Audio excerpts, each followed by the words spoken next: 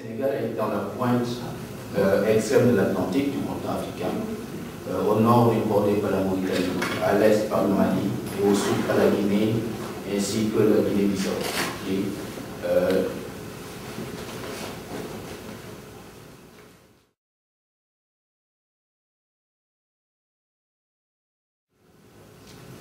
Voilà. J'ai sélectionné un certain nombre d'images, pour ceux qui ne connaissent pas le Sénégal, vous pouvez pouvoir se le représenter. Okay? C'est une histoire, c'est également des hommes, c'est également des symboles. Okay? Le Sénégal, pays de la Teranga, ça veut dire l'hospitalité en général. Donc c'est un pays ouvert à un certain nombre de choses. Il y a une ouverture au point de vue de la dimension culturelle, une ouverture du point de vue économique, une ouverture du point de vue politique, et généralement c'est ce qu'on se représente du Sénégal.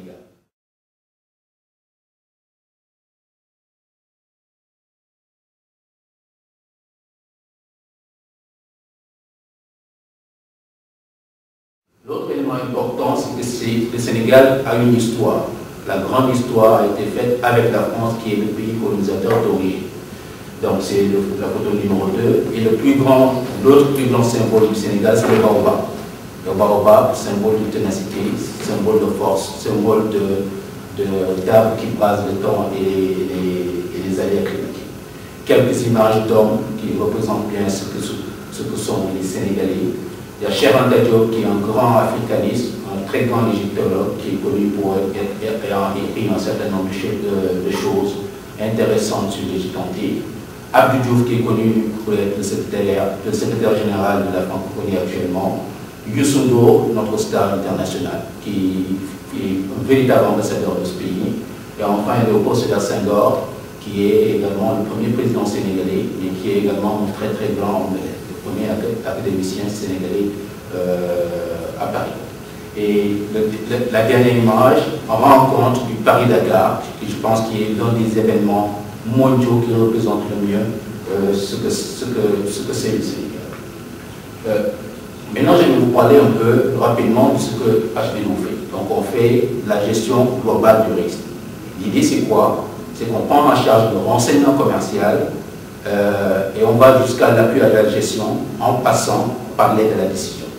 Donc, on est basé sur un réseau international de chercheurs associés, de risque analystes, ainsi que de correspondants HBDO. Donc, on est présent en Colombie, en Bolivie, au Sénégal, en Tunisie, au Maroc, en France, en Belgique et depuis 2 semaines en Inde et au Sri Lanka. Donc c'est un réseau qui est en train de grandir pour pouvoir justement faire ce renseignement professionnel.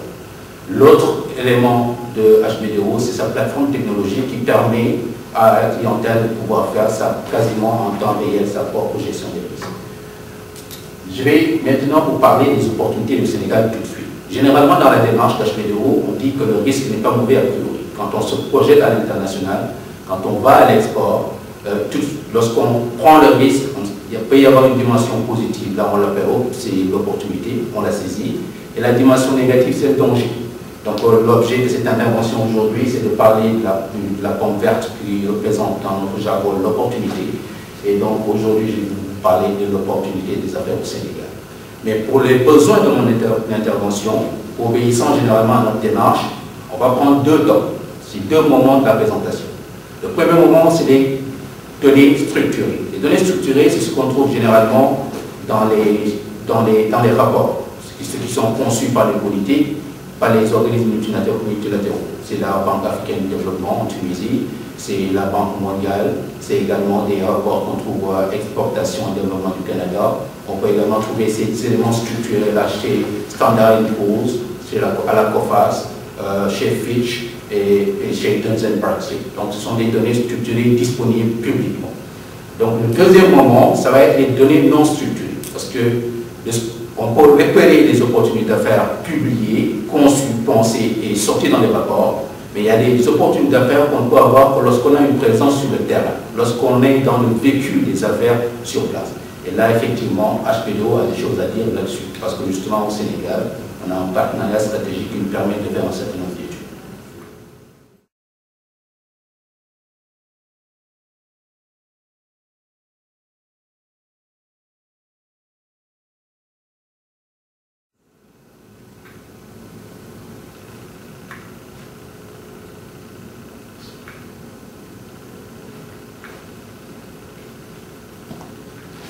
Voilà, donc on y va, donc ça marche. Quelques chiffres pour parler un peu du marché sénégalais.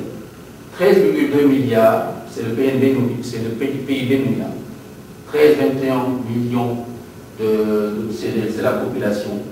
28,17 millions de dollars canadiens, c'est l'importation en provenance du Canada. Généralement, c'est des matières grasses, c'est également des produits combinés. Et selon ça, ce sont les chiffres de exportation et développement Canada pour 2012. Le Sénégal a réalisé un taux de croissance de 3,5% en 2012 contre 2,1% en 2011 selon les chiffres du FMI publiés en avril 2013. Donc c'est pas très dur. Donc nous retiendrons aussi que le Sénégal capitalise beaucoup sur une longue tradition de stabilité politique, ce qui est une information importante dans ces régions africaines. L'autre élément important, c'est que le Sénégal, on l'a vu tantôt, est au carrefour des routes maritimes et des routes aériennes. Donc c'est une position géostratégique pour les transports internationaux.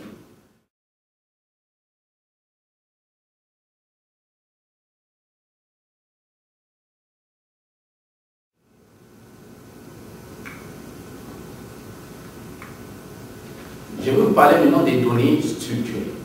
J'appelais données structurées les éléments, les données qui sont disponibles publiquement.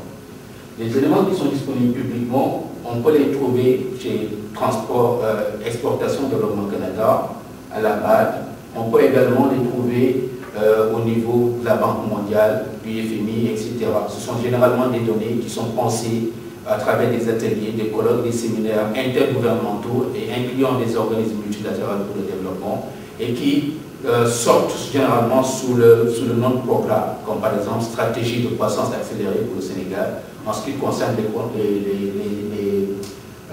programmes de la Banque mondiale au Sénégal.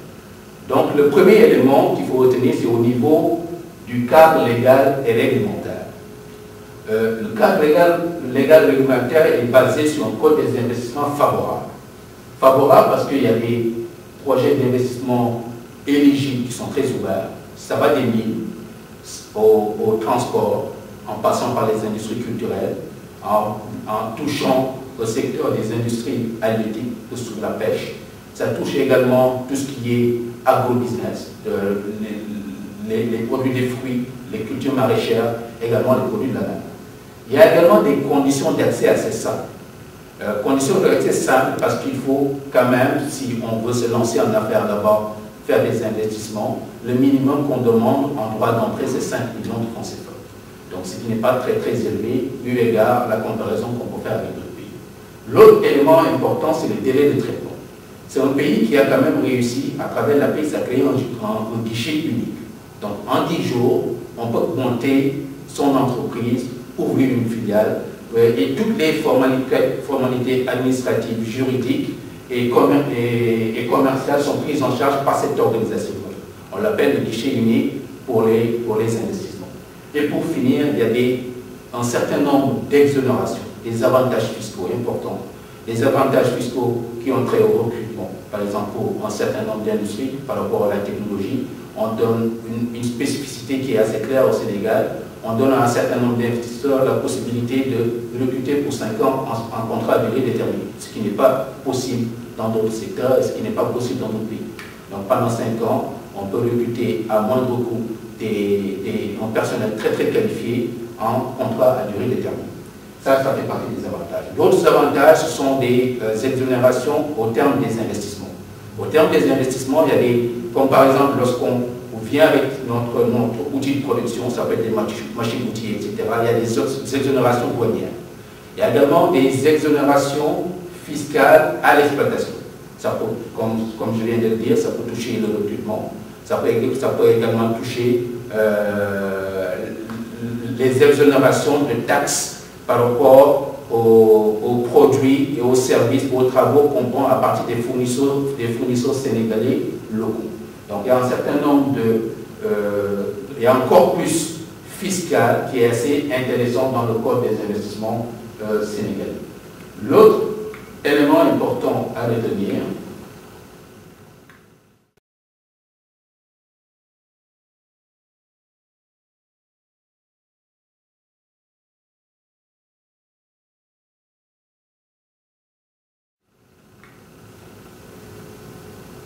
c'est qu'il y a également des opportunités d'investissement qui sont choisies, toujours du point de vue des données structurées.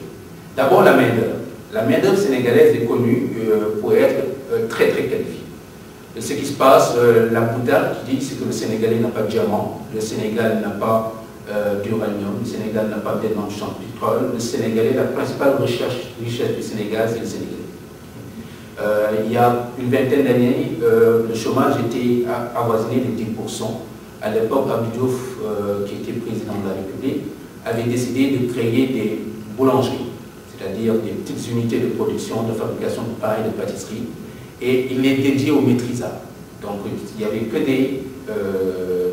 des étudiants qui avaient validé leur diplôme de maîtrise en sciences économiques, en chimie, en biologie, etc., qui n'avaient pas de travail et qui se sont retrouvés boulangers. Donc c'est connu pour être le Sénégal quand même, du point de vue de l'éducation, du point de vue de la valorisation des ressources humaines, c'est la principale richesse.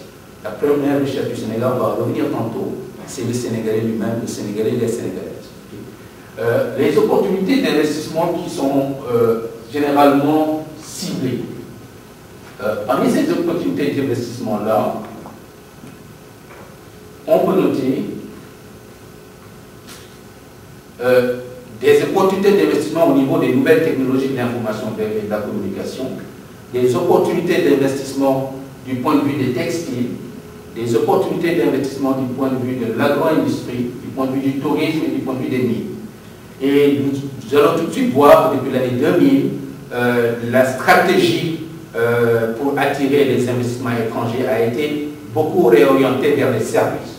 C'est avec l'arrivée du concept d'outsourcing ou d'externalisation. Je pense que la Tunisie également est championne maintenant en ce qui concerne l'externalisation. Donc nous voyons tout de suite que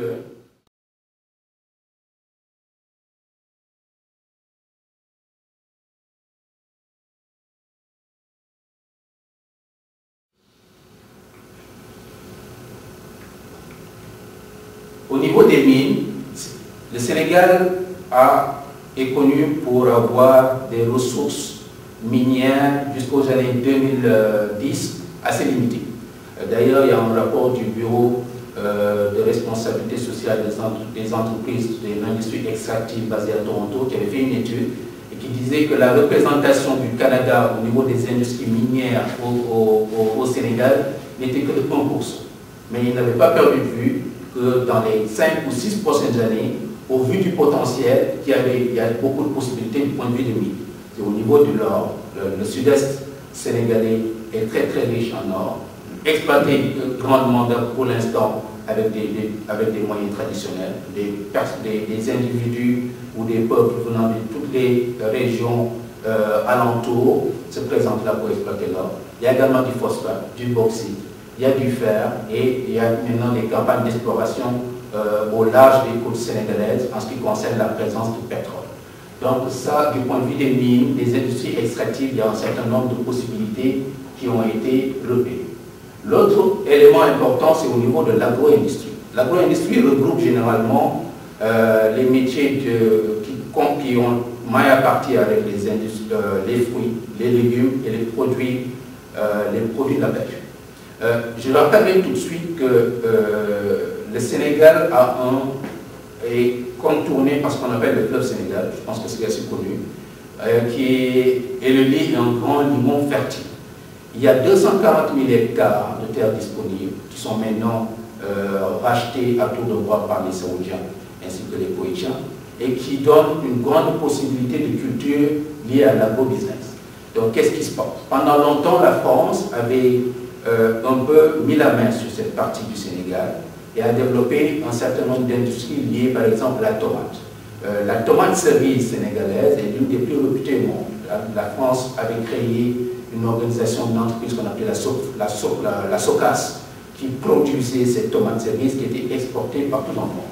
L'autre élément important, c'est au niveau également de la pêche, des produits de la pêche. La plus grande partie des ressources disponibles sont issues de la pêche, 12% du PIB. Donc il y a des ressources du point de vue du poisson, du point de vue des crustacés, et du point de vue du traitement de ces éléments-là. Donc il y a également un certain nombre d'opportunités dans le stockage et la transformation des produits de la pêche. Donc c'est bienvenu que dans les données structurées, toutes les organisations multilatérales du développement aient vu cet aspect-là. L'autre aspect important, c'est au niveau du textile. Le Sénégal, jusqu'aux années 95-97, était connu pour être un grand producteur de coton. D'ailleurs, en Afrique de l'Ouest, comptez le Mali, le Sénégal, la Guinée, on a là le poumon de l'industrie du coton d'Afrique de l'Ouest. Donc le Mali est particulièrement actif là-dessus. Et il y a de grandes possibilités en ce qui concerne l'implantation de filatures de coton et la transformation même en produits finis. Faire des jeans, faire des t-shirts, etc., etc. La Sodefitex, qui a été longtemps l'industrie étatique qui s'occupait de la production et de la transformation du coton sénégalais, a eu ses heures de gloire à travers cet élément-là. Cet élément qui est la disponibilité immédiate autour de la région de 2 millions de tonnes annuelles de coton brut à traiter et à exploiter. L'autre élément important également, c'est au niveau du tourisme. Le Sénégal est connu pour être un pays de la teranga, un pays de l'hospitalité. Donc depuis les indépendances, l'industrie du tourisme s'est développée principalement dans la Petite Côte, qui part de Dakar au Sine Saloum, en Casamance, également dans ce qu'on appelle le parc Nokolo-Koba, qui se trouve dans le sud-est. Ce tourisme-là s'est développé récemment avec l'apparition de grands ensembles touristiques au niveau de Dakar même, parce qu'on s'est rendu compte que le tourisme de loisirs n'est pas le seul élément qui puisse engager des revenus pour le pays. On s'est lancé dans le tourisme d'affaires. Donc, avec l'organisation de la conférence mondiale islamique il y a quelques années, ils ont développé une infrastructure dédiée aux affaires.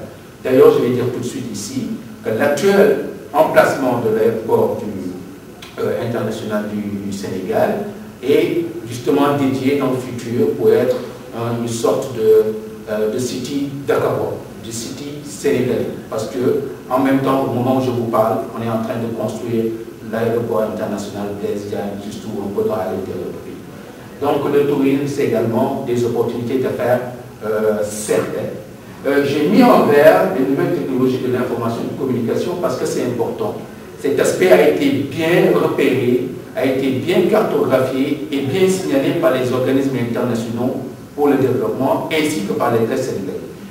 À partir des années 90, spécialement à partir de 1997, le Sénégal est entré dans un consortium. Le consortium regroupé Ambaya, le Brésilien, il y avait les Sénégalais, il y avait Orange. Donc l'idée principale, c'était d'amener la fibre optique au Sénégal. En fait, d'amener la fibre optique au Sénégal, c'était de profiter du projet Atlantis 5 qui signifiait qu'il fallait amener la fibre optique de France, de l'Europe, au Brésil, en passant par le Sénégal. La Sonatel, la Société nationale de télécommunications, en a profité pour entraîner le Sénégal très vite dans l'ère humaine.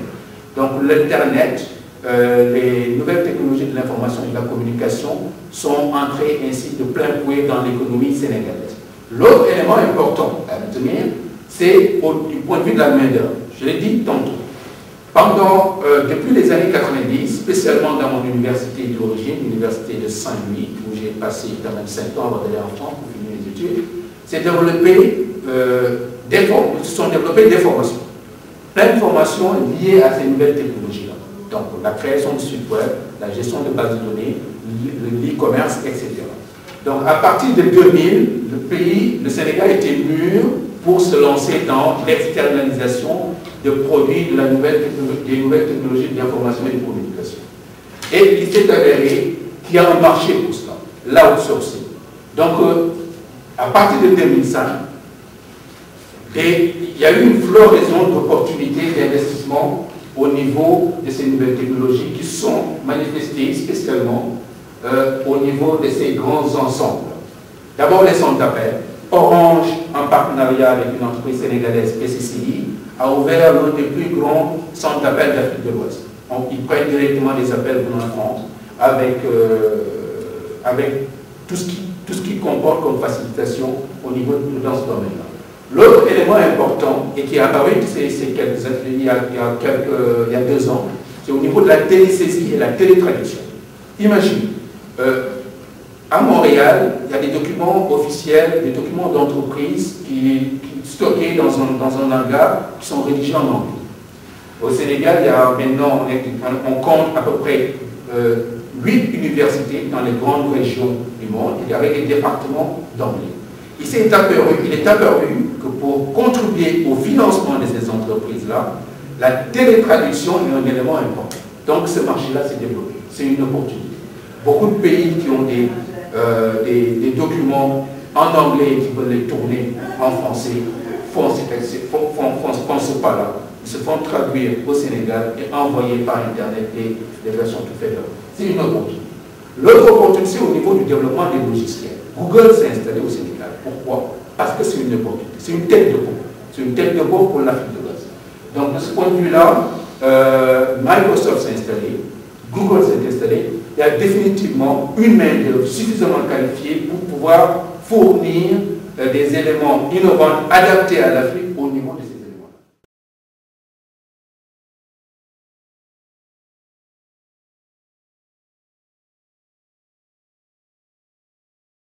L'autre grand élément au niveau des nouvelles technologies de l'information et de communication que je vais mentionner ici, c'est la gestion des bases de données. La gestion des bases de données, il est apparu que dans un certain nombre de pays en difficulté en Afrique, que la base de données est devenue une richesse. En Côte d'Ivoire, lorsque les événements de Côte d'Ivoire sont développés, ils se sont rendus compte qu'en situation de guerre, l'infrastructure des bases de données de renseignement commercial était exposée. Donc c'était exposé à une grenade, exposé à une lance-roquette, et puis il n'y avait pas de plan de continuité des affaires derrière. Donc une tour de serveur qui prend une lance-roquette, c'était des données perdues, et généralement ce sont des données stratégiques au vu de la campagne, des campagnes d'exportation de ce pays-là. Il est apparu, des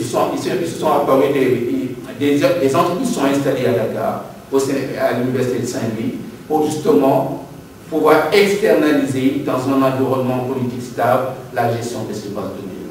L'autre élément important que j'aimerais souligner ici, en faisant justement l'économie des autres boules, c'est l'externalisation des processus d'affaires.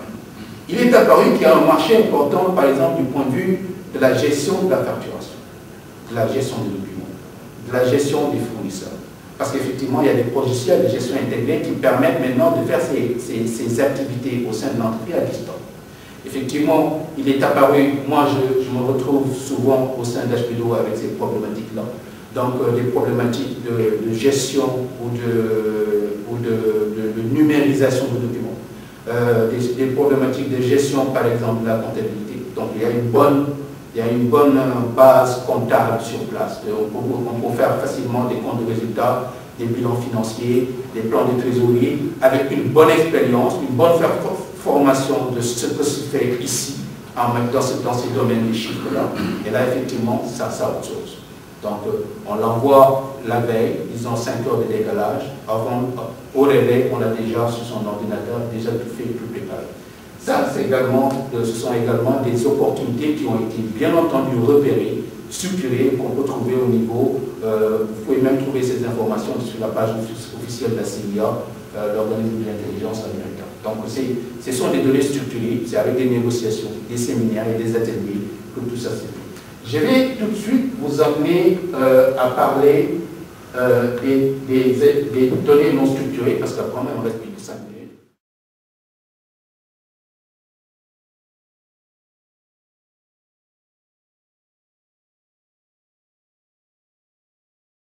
Les données non structurées, c'est tout ce qu'on peut avoir lorsqu'on se trouve sur le terrain. Donc, parmi les données structurées que j'aimerais vous faire voir, bien entendu, HPDO, parce qu'on est présent sur place, on fait des sondages, on fait des enquêtes, on fait des tests, on fait des focus group, et ainsi qu'on fait des observations participantes.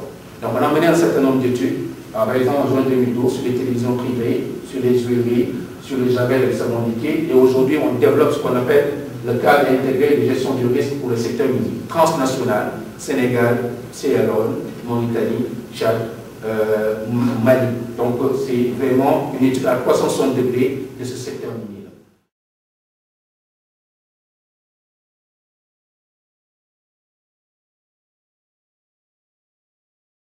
Donc j'aimerais vous montrer des éléments importants que je voulais partager avec vous en ce qui concerne les besoins non structurés. Donc je vais aller tout de suite à ce slide, parce qu'il regroupe généralement ce qu'on trouve dans le vécu des affaires comme opportunité d'affaires. Au niveau de l'audiovisuel, une foultitude de télévisions privées sont développées. Il y a un marché important pour ce qui est de la production audiovisuelle, ainsi que dans le Sénégal a signé en 2006 le passage de l'analogique au numérique, la TNT. Donc ça permet à une vingtaine de chaînes de télévision de radio d'utiliser une seule fréquence plutôt que 20 fréquences. Donc là, c'est en balbutiement, il y a un marché important pour ça.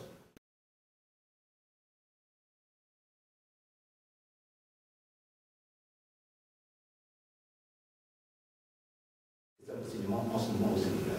Sur le terrain, du point de vue de la justice, si par exemple les grands cabinets d'avocats canadiens veulent investir au niveau du droit, effectivement les professions libérales, il n'y a pas d'accès pour les étrangers de ce point de vue-là, mais on peut, par partenariat, ouvrir des grandes enseignes avec des professionnels du droit sénégalais et justement se battre de ce point de vue-là et pouvoir exister. Et enfin, je vous parlerai de la mobile money. C'est le grand marché à venir. Ça va décloisonner le développement. Ça va permettre à tout un chacun de pouvoir faire des transactions monétaires via son téléphone portable, par SMS.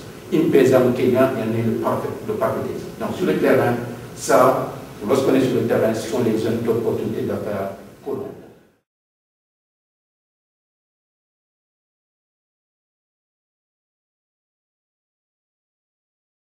Et pour finir, je vais vous raconter un peu l'histoire de mon fils.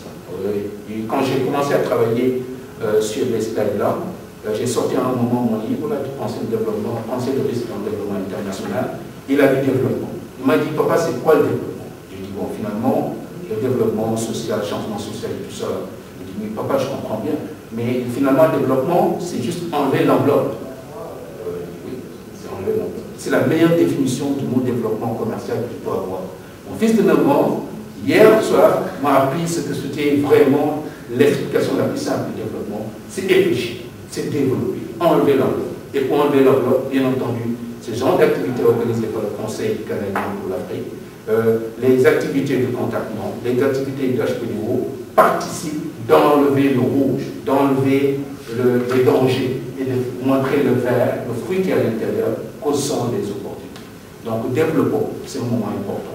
Développons encore et j'espère que nous aurons d'autres opportunités pour le faire. Merci.